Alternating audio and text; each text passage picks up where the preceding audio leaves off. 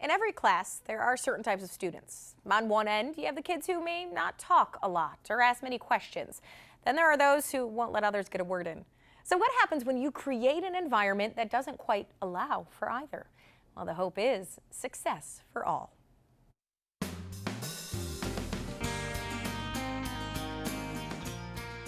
I would say a lot of what we think is discussion or passes for discussion is usually the teacher asking questions and students answering them. And that's not always, real discussion. Tim Morford chairs the history department at Columbus Academy.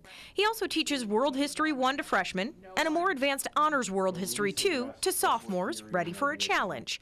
It's the latter group that gets to learn a little bit differently. This is specifically called sort of the Harkness Method or the Harkness table. And the idea behind it is that all of us, students and teacher combined, have a shared responsibility for the progress of the class. And it all starts with the way in which the desks or tables are situated.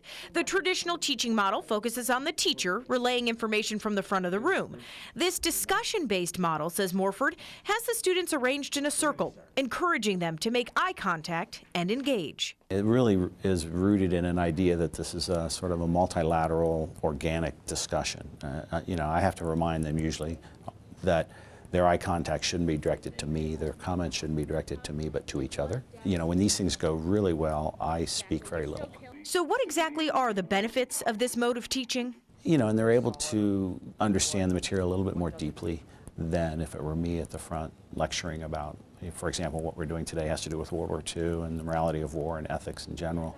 And that's much more likely to come out in this sort of conversation than if it's just me up the front of the room talking to them while they diligently take notes. It encourages students to come up with ideas of their own, learn good reasoning skills, and even appreciate the silence. I encourage them to be comfortable with silence, which is hard for teenagers to do, and for me to do. The urge is to jump right in and fill those spaces. But sometimes that silence helps kids to sort of reflect or to think about where we are as a group before we go off in a different direction.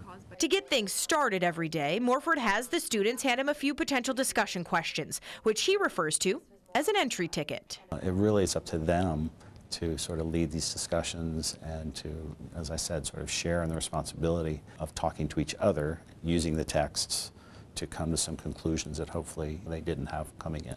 To make it even more enticing, Morford uses current events to grab the kids' attention and give them something to relate to. For example, our discussion today is on World War II and the morality of war, and particularly new tactics like strategic bombing of cities, for example. But there's an easy way to link that to current events and to the U.S. use of drones and to how one responds to terrorism and those sorts of things. That gets kids talking. And also drones right now are being used. As for the results, they speak for themselves. For some kids that comes naturally. They're happy and willing to talk about anything.